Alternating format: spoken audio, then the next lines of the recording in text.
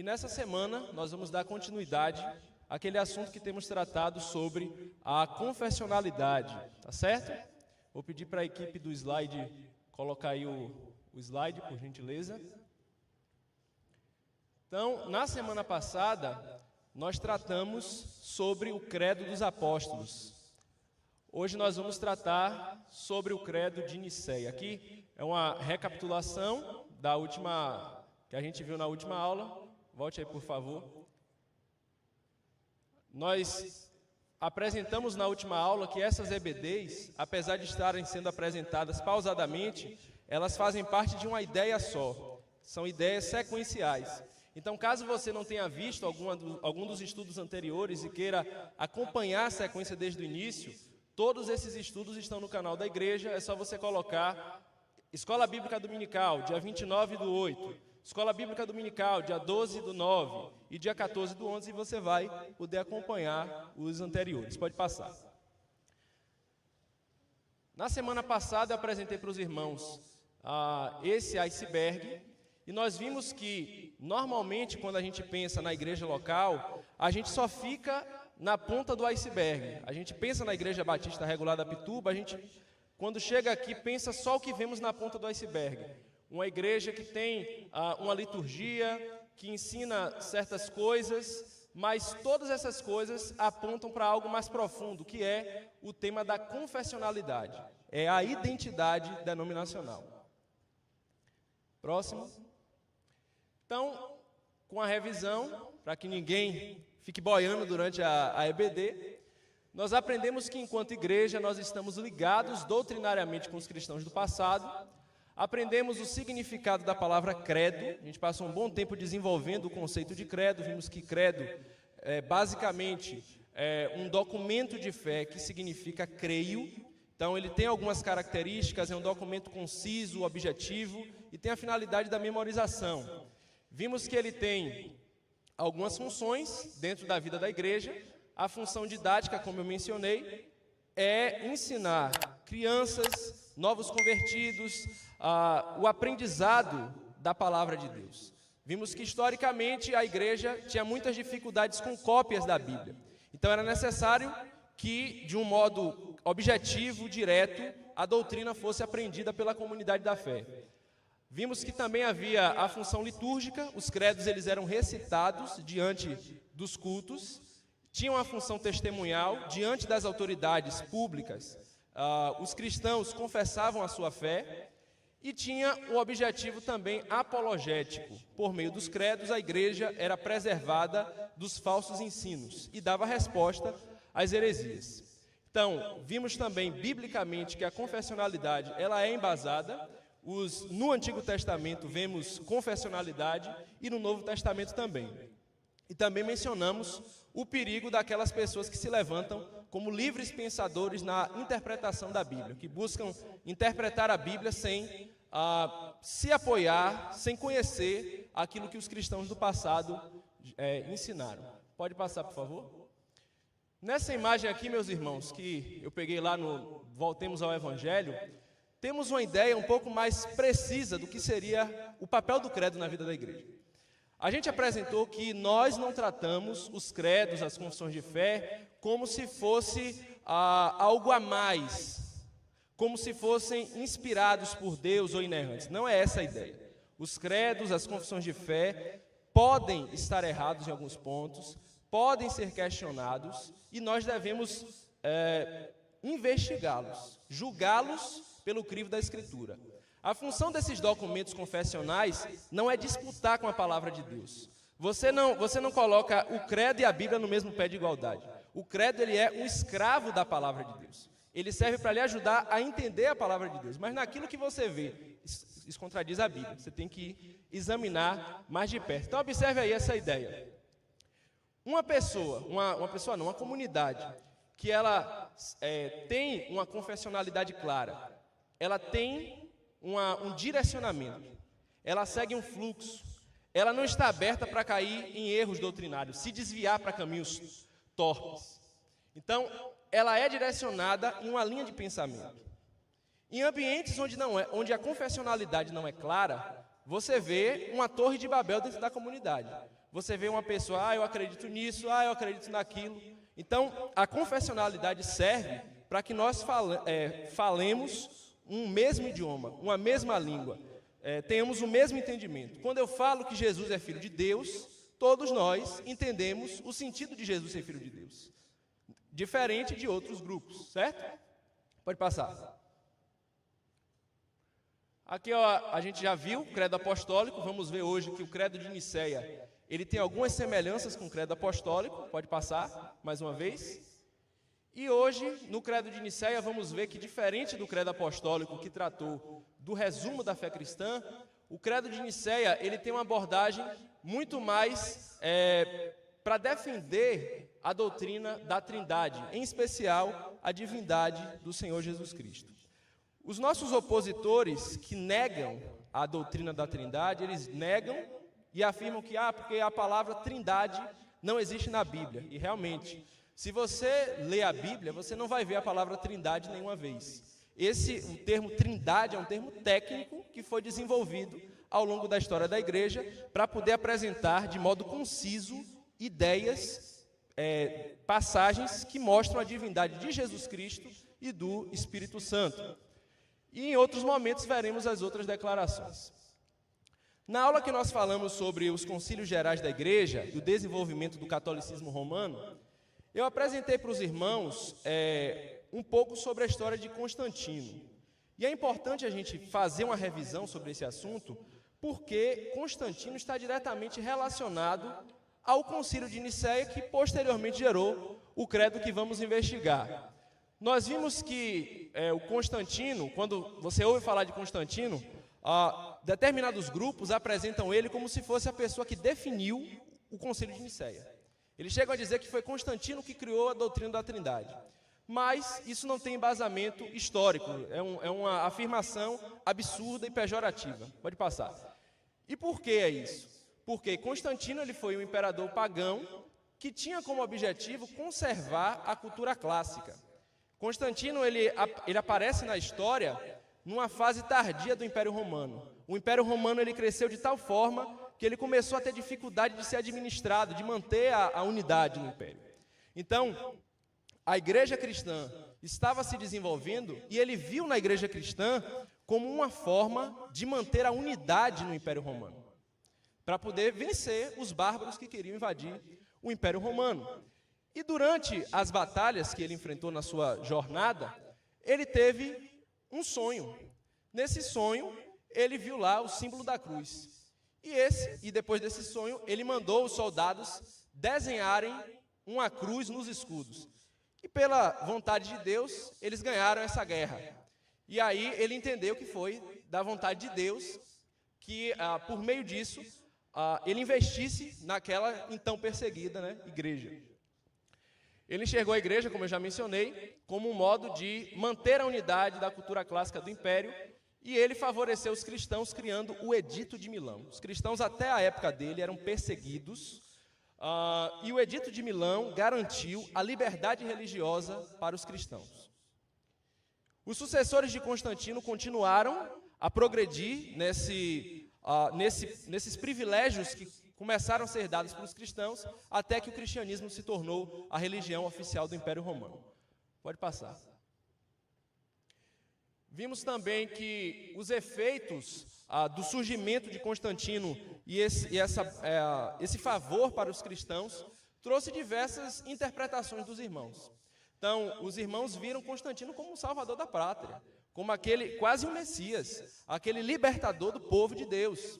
Então, na época de Eusébio de Cesareia, que ele foi contemporâneo a Constantino, os cristãos fizeram coisas que hoje a gente vê como absurdas. Então, cantavam um hino de louvor ao Pai e ao Filho, e depois cantavam um hino comparando Constantino e o filho dele com o pai e com o filho. Então, isso era uma coisa absurda que acontecia nessa época. E no livro de Eusébio de Cesareia, se você tiver a oportunidade de ler esse livro, você vai observar que Eusébio, quando ele começa a falar de Constantino, ele faz uma panfletagem. Eusébio ele está vendendo no livro Constantino como uma pessoa enviada por Deus para libertar o povo da opressão. como um libertador. Então, consequentemente, houve exagero dos cristãos ao lidar com a imagem de Constantino, a figura de Constantino. Constantino nunca se converteu, irmãos. Ele, durante todo o período em que ele esteve envolvido nos trâmites do Concílio de Nicéia, ele nunca abandonou a idolatria. Ele continuou sendo chamado de Supremo Pontífice, o título que hoje o Papa utiliza, e ele, como Supremo Pontífice, ele era sacerdote da religião pagã romana. No final da vida dele, há relatos que ele se batizou e, teoricamente, ele teria oficialmente se tornado cristão, né? Então, enfim, vamos continuar. A conversão dele é questionável. Apresentamos também um panorama dos concílios gerais ao longo da história da igreja, desde o primeiro concílio, que foi o concílio de Nicéia, até o último concílio que houve na década de 60 no catolicismo romano, o Concílio Vaticano II. Vimos que os 4 primeiros concílios são os concílios que nós, protestantes, concordamos, porque eles são embasados biblicamente. Todos os concílios que estão marcados em azul foram convocados por imperadores. Constantino não foi o único imperador que convocou um concílio. E a partir daquele concílio de Laranja, que é o concílio de Latrão até hoje, até o último, foram convocados pelos papas. Pode passar. Então aqui a gente expandiu aqui para que você possa ver melhor os 4 primeiros concílios. E esses 4 primeiros concílios são muito importantes. Você depois tem a oportunidade de ler, investigar sobre esses 4 primeiros concílios, que você vai ver que aquilo que foi defendido nesses concílios são dogmas, são crenças que nós temos até o dia de hoje. Pode passar. Então, por que houve esse tal concílio de Nicéia? Lembra que eu falei que Constantino se aproximou dos cristãos para poder lutar contra a divisão dentro do Império Romano? Naquele contexto surge um diácono ou presbítero, a gente não sabe muito bem ao certo, tem autores que dizem que ele era diácono, outros dizem que era presbítero, um líder chamado Ário, de Alexandria, e ele apareceu com um vento de doutrina. Ele se levantou diante da sua comunidade e começou a pregar isso, a divulgar essa ideia, de que Jesus Cristo não era eterno, mas sim o primeiro ser criado por Deus. Ele seria o ser mais perfeito que Deus criou, mas ele não era Deus. Então, com esse ensino, muitos cristãos estavam confusos a respeito da natureza do Senhor Jesus Cristo. E quando Ário traz essa proposta, isso tem implicações diretas na vida da igreja, no culto, tem implicações diretas na nossa salvação. Se Jesus é uma criatura, se Jesus não é Deus, isso tem implicações para a nossa salvação, para a obra de Cristo. Então, os cristãos se reuniram para discutir sobre esse assunto. E esse ensino herético é conhecido como arianismo. Hoje, o ensino de Ário, ele continua, apesar de ter sido condenado nesse concílio, ele continua vivo essa doutrina, esse pensamento, por meio do movimento chamado Testemunhas de Jeová. Se você entrar no site das Testemunhas de Jeová, você vai observar que eles fazem pelo menos 30 citações usando o nome de Ário. E nessas citações eles dizem assim, olha, nós não temos nada a ver com Ário. Ário cria numa outra coisa, nós não estamos relacionados com Ário. É certo que Ário tinha uma doutrina, ele desenvolveu mais o pensamento dele, né? Não se resumia a essa frase, então tinham coisas diferentes das Testemunhas de Jeová. Mas o ponto é, a crença fundamental do arianismo permanece viva nos nossos dias. Os Testemunhas de Jeová, apesar de não estarem ligados historicamente com Ário, não tem essa ligação entre o surgimento da seita deles no século XIX, mas eles estão ligados doutrinariamente a Ário. Pode passar. A preocupação de Constantino, ao convocar esse concílio, não era uma preocupação teológica. A preocupação dele, como já foi mencionado, era com a unidade do império. Constantino era um ignorante teológico. Na mentalidade de Constantino, o que importava era que houvesse união. Independente do que acontecesse, se o arianismo estivesse correto, estivesse errado, se Jesus fosse Deus, não fosse, ele queria um império unido, certo? Então, ele não definiu o que aconteceu no concílio, ele foi um moderador da discussão. Até porque a condenação do arianismo, irmãos, trouxe uma divisão. Se temos aqui uma pauta, tem pessoas que são a favor dessa pauta e outras que são contra, aqueles que são contra a pauta são convidados a se retirar, claro que vai haver uma divisão. Entretanto, essa divisão que aconteceu em virtude do concílio de Nicéia foi algo menos danoso do que poderia acontecer uma ruptura total. Pode passar. Então, aqui, a partir de agora, vamos ver algumas gravuras, certo? Não precisa se assustar, você que tem esses receios com certas imagens. Essas imagens não eram feitas para adorar, eram uma maneira de representar o acontecimento, até porque não havia foto naquela época. Então, os cristãos eles tinham que, de alguma maneira, representar os acontecimentos, historicamente. Lembre que nós estamos falando, irmãos, do primeiro concílio da história da igreja. Um evento marcado pelo maior líder mundial da época. Então, foi um evento sem precedentes. Pense aí no casamento do filho da princesa Diana. É um evento que todo mundo para ver. Então, aqui a gente está falando de um evento que marcou o mundo antigo. E que temos hoje impacto desse acontecimento mais de 1.700 anos depois. Então, isso foi registrado por meio de gravuras também. Passe aí, por favor. Aquela pessoa ali representada, sentada, seria o Constantino nessa gravura, né? Observe que ele não está sentado naquele trono, tem um trono no meio da imagem, tá vendo? Ele não está sentado no trono. Isso representa que ele, apesar de estar lá moderando, ele não foi a pessoa que definiu, né? Então, essa é a ideia dessa gravura. Pode passar de novo? Esse homem que está ali é a representação de Ário, e de novo, mais uma vez, esse daqui é uma representação de Atanásio. Atanásio foi um bispo que confrontou diretamente a doutrina de Ário e que mais à frente vamos conhecer. Ele foi praticamente aquele bispo principal que falou em nome do grupo para poder se posicionar contra o arianismo. Então, observe que ele tem um chapeuzinho na cabeça. Ao longo das gravuras, vamos tentar identificá-lo nas próximas gravuras. Pode passar. Pode passar de novo. Nessa outra gravura, a gente vê Constantino no meio, né, sentado. Pode passar de novo. Aqui embaixo, Ário, humilhado, por isso que ele está embaixo, todo mundo sentado, ele está embaixo. Então você vê que as tirinhas, essas chaves que hoje são utilizadas em debates políticos, um humilhando o outro, isso já existia, é muito antigo esse tipo de gravura, humilhar os oponentes por meio de figura. Próximo. E ali com um chapeuzinho único dos bispos, desses pais da igreja, que está com um chapeuzinho, seria o chamado Atanásio, né? Pode passar. Então, aqui, meus irmãos, nós temos essa foto de divulgação. Você vê lá a revista Época, do século IV. Essa foi a capa. Então, nós vemos no meio o Constantino.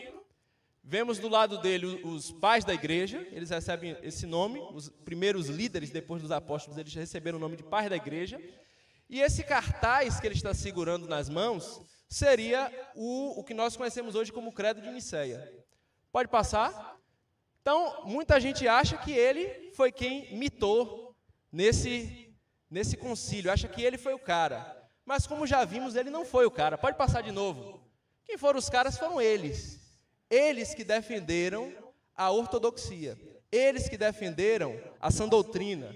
E nós devemos a esses irmãos por eles obedecerem aquilo que foi ensinado pela palavra de Deus. Pode passar mais uma vez, por favor? Então, nós vamos ver aqui em branco, irmãos, é o Credo de Nicéia em grego. Essa última frase aqui que você está vendo em grego, finaliza ali, ó, onde está em laranja, está vendo? Então, esse cartaz é ilustrativo, ele não tem o credo inteiro. Então, eu coloquei ali para vocês verem a base bíblica do que esses irmãos fizeram. O que Judas fala no verso 3, me senti obrigado a corresponder-me convosco, exortando-vos a batalhardes diligentemente pela fé, que uma vez por todas foi entregue aos santos.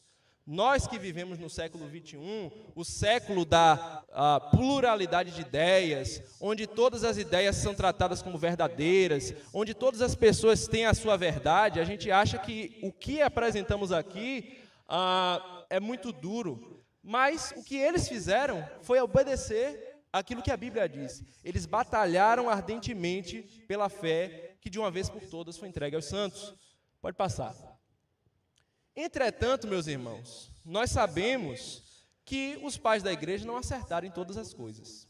Eles têm a sua parcela de contribuição, nós temos um carinho especial pelos pais da igreja, mas eles não são inerrantes, eles erraram em muitas coisas que eles fizeram.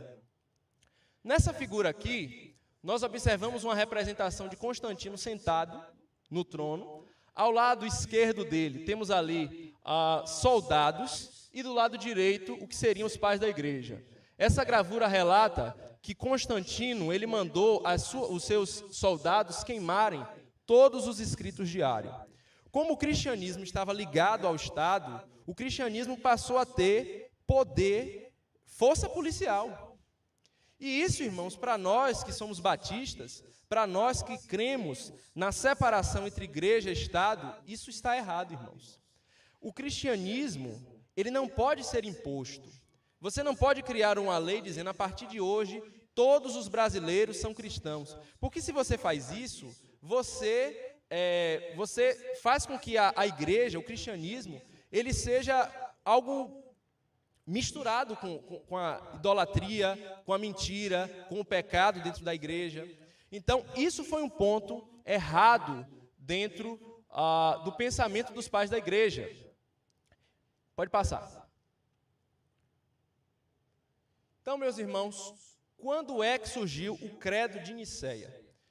Apresentamos aqui o Concílio de Nicéia. O Concílio de Nicéia foi a reunião que aconteceu na cidade, na Turquia, chamada Nicéia, e dessa reunião surgiu um documento. Beleza? Para ninguém se perder aí nas ideias. Esse documento nós chamamos Credo de Nicéia.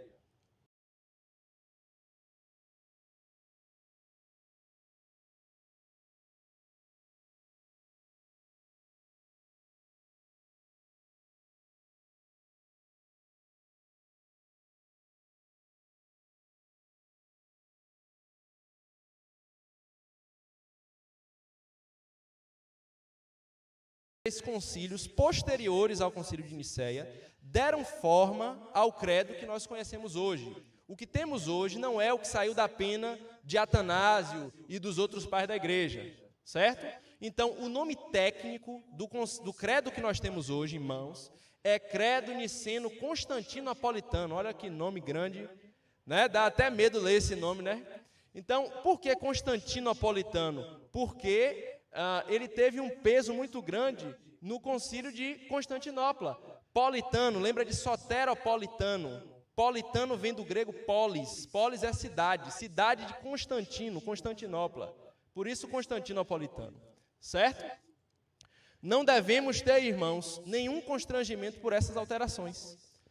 Teve o Credo de Nicéia. Ele passou por alterações em 3 concílios diferentes. Isso significa que não tem valor o que é dito? Nós, como já mencionamos, não cremos que esses credos e confissões são inerrantes. Por isso nós, se julgarmos que tem algo errado, e isso for provado biblicamente, não temos só o direito, temos o dever de mudar aquilo que é errado. E foi isso que esses irmãos fizeram. Para nós, isso não gera nenhum constrangimento. Quem se sente constrangido com isso, ou quem deveria se sentir constrangido, seriam os católicos romanos, pois eles acreditam na inerrância papal, na sucessão daquilo que é ensinado pela tradição. Eles entendem que a tradição é inerrante. Nós entendemos que a tradição é útil, mas a tradição pode errar. E isso é provado historicamente, que a tradição, em alguns momentos, errou. Pode passar. Temos aqui uma comparação entre o credo apostólico, que vimos na semana passada, com o credo de Nicéia. Então você vê que vamos ver algumas similaridades e vamos ver que tem alguns ensinos a mais. Você vê a diferença. Todos os dois estão na fonte 10. Eu coloquei aqui lado a lado para que eu possa ler e você possa ver as semelhanças e as diferenças entre esses dois documentos. Então, deixa eu só beber uma aguinha aqui para... Vamos lá. O credo apostólico. Creio em Deus Pai Todo-Poderoso, Criador do céu e da terra.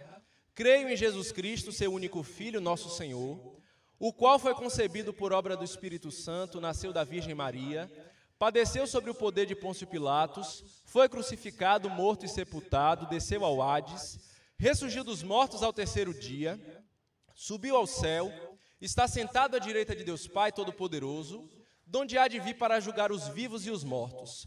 Creio no Espírito Santo, na Santa Igreja Universal, na comunhão dos santos, na remissão dos pecados, na ressurreição do corpo, na vida eterna. Amém. Vamos agora tentar identificar as similaridades, tá certo?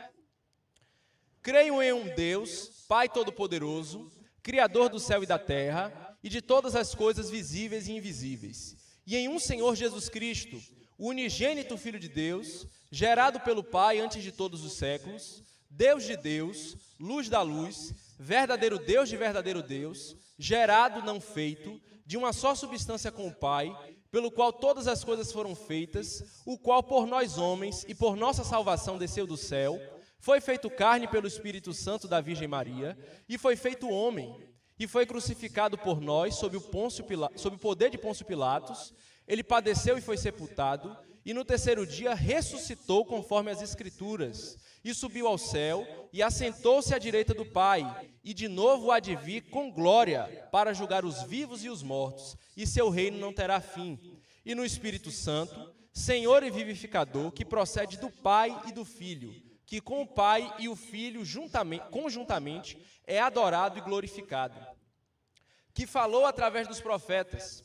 Creio na Igreja una, universal e apostólica, reconheço um só batismo para a remissão dos pecados e aguardo a ressurreição dos mortos e da vida do mundo vindouro. Então a gente vai agora tentar digerir essas informações, algumas cláusulas talvez você tenha se confundido, tenha ficado espantado com o que a gente acabou de ler. A gente vai digerir essas informações. Então, nós iremos focar, irmãos, naquilo que não foi abordado na semana passada. As cláusulas que já foram tratadas no credo apostólico, vamos passar direto, porque já foi tratado. Se você quiser ver depois, você pode ir no canal da igreja e ver a EBD da semana passada. Então, pode passar o próximo. Então, aqui dá esse zoom para a gente ver melhor. Observe que o credo de Nicéia também, ele é dividido de modo semelhante ao credo apostólico: Deus Pai, Jesus Cristo, Espírito Santo. A ênfase é trinitária. Creio no Pai, creio no Filho, creio no Espírito Santo. Próximo. O primeiro acréscimo que nós vimos aqui, a primeira diferença com o credo apostólico, é que ele diz que o Pai, além de ser o Todo-Poderoso e Criador dos céus e da terra, ele é o Criador de todas as coisas visíveis e invisíveis. Então aqui, como é um ponto pacífico, eu não vou tentar explicar isso aqui porque é claro para nós. Próximo.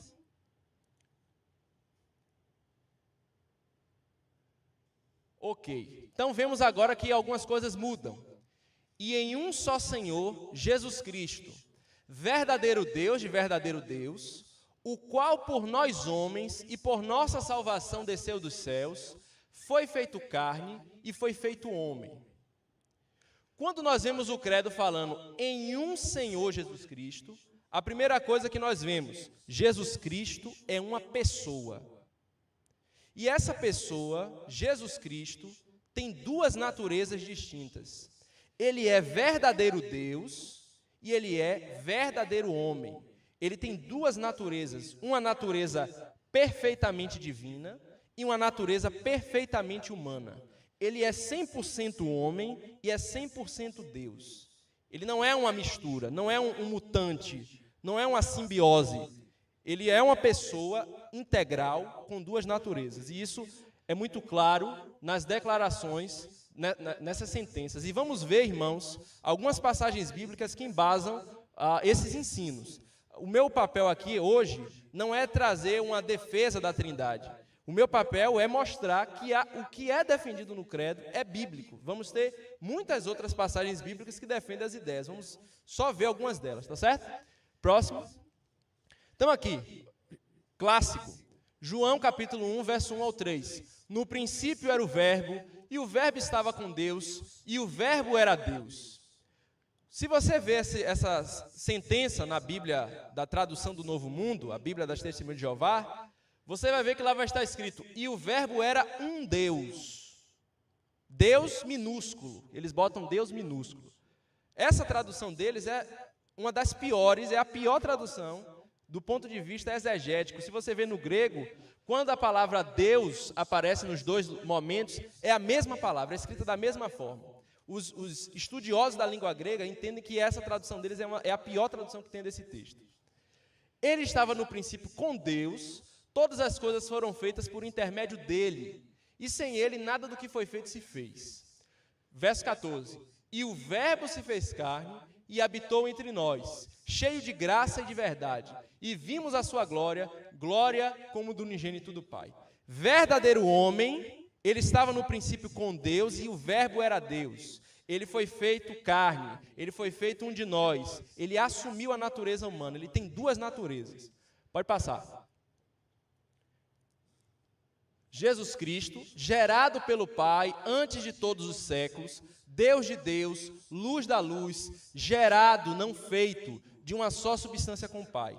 Quando o texto fala que ele foi gerado, significa que ele é da mesma natureza. Seu filho, ele não é criação sua. Não é algo que você criou do nada. Seu filho, ele é geração. Ele carrega traços que existem em você. Ele é filho de ser humano, é ser humano. É geração, é gerado. Então, quando os pais, eles dizem que o filho é gerado antes de todos os séculos, eles estão dizendo, Jesus Cristo é da mesma natureza do Pai. Jesus Cristo não é uma criatura, ele é divino. E ele continua, Deus de Deus, luz da luz, gerado não feito de uma só substância com o Pai. Aonde podemos ver isso na Bíblia? Próximo slide. 1 João capítulo 5, verso 1. Todo aquele que crê que Jesus é o Cristo é nascido de Deus. E todo aquele que ama ao que o gerou, também ama ao que dele é nascido. João capítulo 10, verso 30. Eu e o Pai somos um. Jesus Cristo está mostrando, eu e o Pai temos a mesma essência. Eu e o Pai somos da mesma substância. Eu e o Pai temos a mesma natureza. João 14, do 9 ao 11. Disse-lhe Jesus, Filipe, há tanto tempo estou convosco e não me tens conhecido? Quem me vê a mim, vê o Pai. Como dizes tu, mostra-nos o Pai? Não creis que eu estou no Pai e que o Pai está em mim? As palavras que eu vos digo, não as digo por mim mesmo, mas o Pai que permanece em mim. Mas o Pai que permanece em mim faz as suas obras. Crede-me que estou no Pai e o Pai em mim. Crede ao menos por causa das mesmas obras.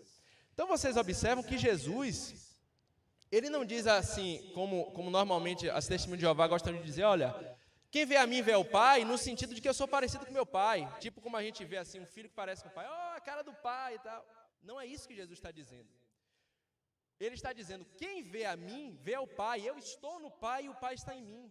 Temos a mesma essência, temos a mesma natureza. O texto não abre espaço para uma outra interpretação além dessa, irmãos. Continue. Jesus Cristo, pelo qual todas as coisas foram feitas. Jesus Cristo, ele é criador. Ele não é criatura. Se Jesus Cristo criasse alguma coisa, ele era divino, ele era o criador de todas as coisas. Continue, por favor. Colossenses capítulo 1, verso 15 ao 17. Esse é um texto que a gente precisa examinar com cuidado. Este, Jesus Cristo, é a imagem do Deus invisível, o primogênito de toda a criação. Pois nele foram criadas todas as coisas, nos céus e sobre a terra, as visíveis e as invisíveis, sejam tronos, sejam soberanias, quer principados, quer potestade. Tudo foi criado por meio dele e para ele. Ele é antes de todas as coisas. Nele tudo subsiste. Os testemunhas de Jeová usam esse versículo para dizer, está vendo ali? Jesus Cristo, ele sendo o primogênito de toda a criação, significa que ele é a primeira criatura de Deus. Irmãos, primogênito na Bíblia não quer dizer necessariamente o primeiro. Primogênito significa, nesse texto, herdeiro. Quando a Bíblia diz que Jesus Cristo é o primogênito de toda a criação, a Bíblia está dizendo, Jesus Cristo, ele é o herdeiro de todas as coisas. E por onde no texto podemos tirar que é isso que o texto está dizendo? Aqui, ó. Tudo foi criado por meio dele e para ele. é para ele é o herdeiro de todas as coisas. Então, vemos aqui outro detalhe. Se tudo fosse criado por meio dele e para ele, sem ele ser divino, haveria uma idolatria aqui. Como é que Deus é o dono de todas as coisas? Como é que a Deus pertence toda a glória e ele dá essa glória para uma criatura? Entende? Não tem como. Isso seria uma discrepância. Eles fogem de uma ideia de uma trindade e vão para um politeísmo. E caem em uma idolatria. Algo infinitamente grotesco à luz da palavra de Deus. E o texto diz: nele tudo subsiste. Todas as coisas subsistem nele. Criaturas não podem ter todas as coisas subsistindo em si mesmas. Isso é um atributo divino. Deus que é o sustentador de todas as coisas. Pode passar. Foi crucificado por nós, ressuscitou conforme as Escrituras. Quando ele fala foi crucificado por nós, ele não está dizendo foi crucificado pelos escritores do credo. Ele foi crucificado por nós, seres humanos. Ele se fez um de nós e ele foi crucificado por nós. Quando aquelas pessoas lá em Jerusalém crucificaram ele, fomos nós, seres humanos, que o crucificamos. Pode passar. Sendo este entregue pelo determinado desígnio e presciência de Deus, vós o matastes, crucificando-o por mãos de iníquos. Dessarte, matastes o autor da vida. Essa parte, irmão, do livro de Atos, é uma parte que, sempre que eu leio, eu paro para refletir. Matastes o autor da vida. É belo demais, né? O modo como o Lucas, o autor de Atos, ele apresenta a Cristo, né? O autor da vida. Ele foi morto por causa de nós. A quem Deus ressuscitou dentre os mortos, do que nós somos testemunhas. 1 Coríntios, e que foi sepultado e ressuscitou ao terceiro dia, segundo as Escrituras. Então você vê que o credo, ele pega essa cláusula, segundo as Escrituras. O credo reflete, a crença do credo é uma crença que reflete o ensino bíblico. Pode passar. E seu reino não terá fim. Isso não é apresentado no credo apostólico. E nós, irmãos, nós cremos que o reino de Deus, ele foi iniciado quando o Senhor Jesus Cristo esteve nesse mundo. O reino de Deus foi inaugurado e ele hoje existe no coração de todo aquele que crê. Mas um dia, quando o Senhor Jesus Cristo vir novamente a esse mundo, esse reino não será apenas espiritual, ele será visível. O mundo inteiro vai ver esse reino. Esse reino será mensurável, palpável geograficamente. E Cristo reinará da cidade de Jerusalém. Pode passar. O Espírito Santo, ele é Senhor e vivificador. No outro credo, nós não vemos o Espírito Santo sendo chamado de Senhor. Aqui, os autores fazem questão de tratar o Espírito Santo como Senhor e vivificador para dizer, o Espírito Santo não é a força ativa de Deus. O Espírito Santo não é uma força. O Espírito Santo é uma pessoa, ele é um ser pessoal. Ele é Senhor e ele é vivificador. Próximo. Teriam outras passagens, mas essa aqui já serve. 2 Coríntios, ora, o Senhor é o Espírito, e onde está o Espírito do Senhor, aí há liberdade. E todos nós, com o rosto desvendado, contemplando como por espelho a glória do Senhor, somos transformados de glória em glória, na sua própria imagem, como pelo Senhor, o Espírito. O Espírito Santo, irmãos, na Bíblia, é chamado tanto de Espírito de Deus, é chamado de Espírito de Cristo, e existem passagens onde a relação entre as pessoas da divindade é tão próxima, é tão íntima, que nós vemos esse entrelaçar de conceitos. Romanos 8:11.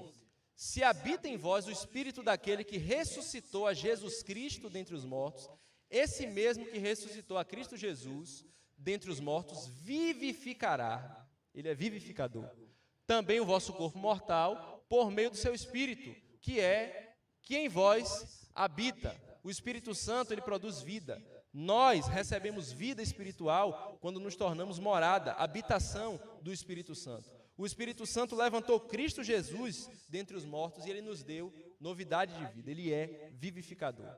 Próximo. O Espírito Santo procede do Pai e do Filho, que com o Pai e o Filho conjuntamente é adorado e glorificado. Meus irmãos, eu espero que vocês que estão nos acompanhando, você que está aí pela transmissão online, os irmãos que estão aqui, às vezes até achando, poxa, isso aí é muita informação, muita teoria. Meus irmãos, isso é prático, isso tem a ver com a vida da igreja.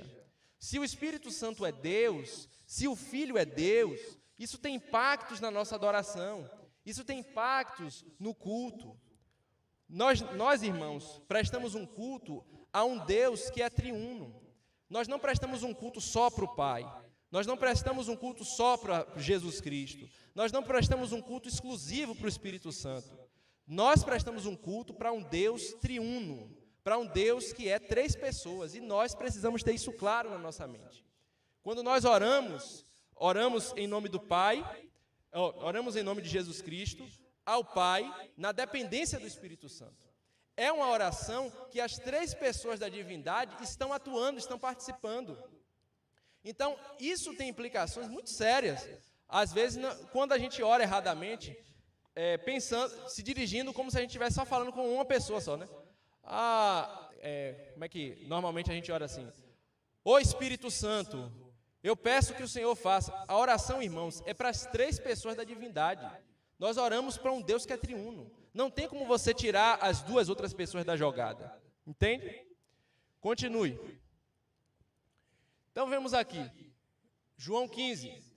Quando, porém, vier o Consolador, Jesus falando, que eu vos enviarei da parte do Pai, o Espírito da verdade, que dele procede, esse dará testemunho de mim. O Espírito Santo, irmãos, como foi apresentado aqui no texto de João, foi enviado por Jesus e ele procede do Pai. Quando a cláusula foi escrita no credo, houve um debate. O Espírito Santo procede só do Pai ou o Espírito Santo procede do Pai e do Filho?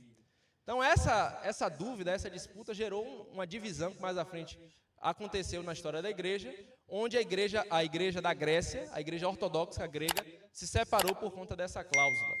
Nós entendemos, irmãos, que o Espírito Santo ele procede do Pai e do Filho, certo? Então, quando o texto diz que Jesus enviou o Espírito Santo, isso mostra essa procedência, isso mostra que o Espírito Santo ele vem do Pai amando do Filho. 2 Coríntios 13:13. A graça do Senhor Jesus Cristo, o amor de Deus e a comunhão do Espírito Santo sejam com todos vós. Esse é o tchau do apóstolo Paulo na segunda carta, aquilo que muitas vezes é tido como uma bênção final.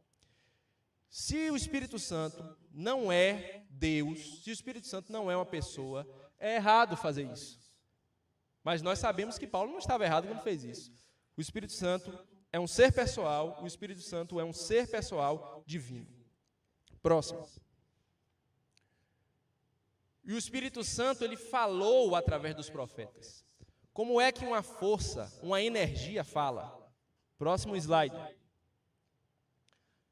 E havendo discordância entre eles, despediram-se dizendo Paulo estas coisas. Bem falou o Espírito Santo a vossos pais, por intermédio do profeta Isaías, quando disse. Então aqui é só uma passagem, como eu já mencionei. Eu não quero ser exaustivo nessas passagens, é uma só. Pode passar, por favor. Então a gente está quase terminando. Creio na igreja una, universal e apostólica. Então a gente vê aqui uma expansão daquilo que foi dito no credo apostólico.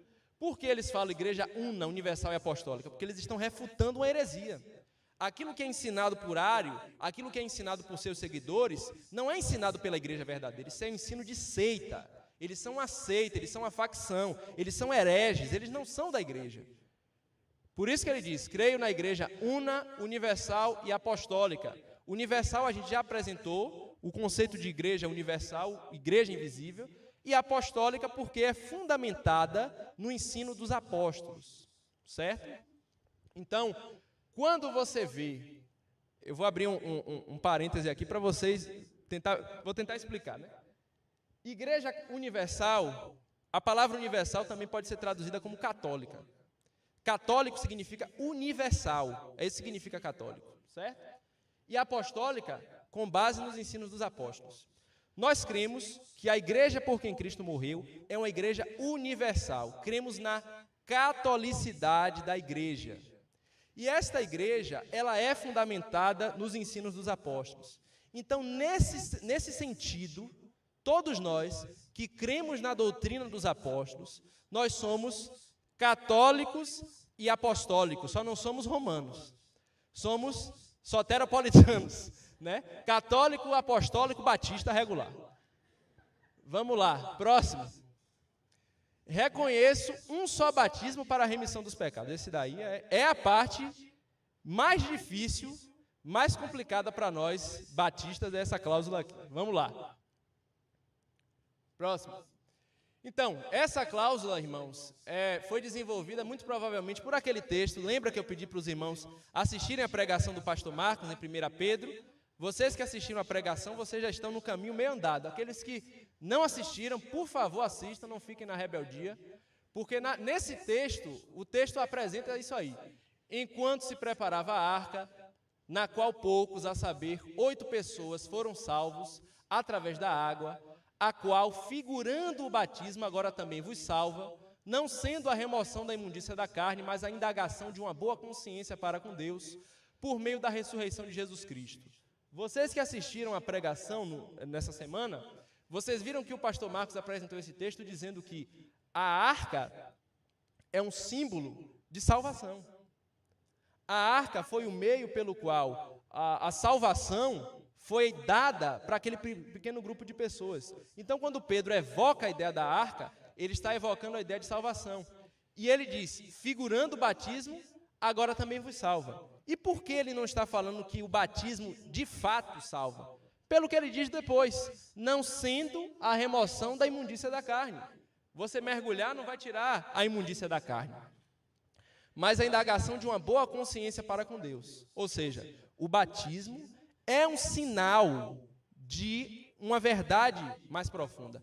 O batismo, ele simboliza a remissão dos pecados. Quando você creu em Cristo, de fato, houve um batismo. E vamos ver esse batismo mais à frente na pregação. Mas não é o batismo nas águas. Você mergulhar, você levanta com remissão dos pecados, né? Então, o batismo, ele simboliza essa verdade espiritual que aconteceu na conversão. Pode passar. Então, aqui é a pregação. Quem não assistiu, assista. Próximo. Então, aqui temos algumas indicações de livros. Alguns desses livros os irmãos já viram na semana passada. Eu continuo reforçando para os irmãos lerem o livro O Imperativo Confessional. É importante você estudar sobre isso. Indico que todos, principalmente aqueles irmãos que estão sendo congregados, que desejam se tornar membros da igreja, é necessário vocês lerem os distintivos dos batistas regulares. Tem tanto a versão para você comprar, a versão física, no site da editora está R$18, mas aqueles que não querem comprar podem ler gratuitamente na internet. Só você jogar no Google, chega no Google e escreve lá, distintivo dos batistas regulares. A primeira opção vai ter lá os distintivos na íntegra para você ler. Vocês precisam conhecer o que a nossa igreja acredita e defende. Tem também a Fé Batista. Esse é uma compilação de credos, documentos de fé batistas, publicado pela editora O Estandarte de Cristo. E aqui é o livro O Cristianismo através dos Séculos, que é muito importante para a gente conhecer um pouco mais o assunto do ponto de vista histórico. Próximo. Hoje, meus irmãos, é o dia do Batista Regular. Terceiro domingo do mês de novembro. Então, é uma oportunidade, irmãos, para nós celebrarmos a nossa história, a nossa identidade e a nossa união enquanto movimento. Precisamos desenvolver uma identidade confessional, denominacional, enquanto batistas regulares. Ok? Próximo slide. Muito obrigado. Intervalo para o culto. Você foi edificado e gostaria de contribuir com o Ministério Mateus Bittencourt Oficial? Para isto, basta mirar a câmera do seu celular no QR Code que está aparecendo na tela. Ou, se preferir, realize um Pix do valor que desejar para a chave Pix. donativos.mateusbittencourt@gmail.com. Inscreva-se no nosso canal do YouTube e siga-nos no Instagram, @Mateus Bittencourt Oficial. Que a graça do Senhor Jesus Cristo esteja com você.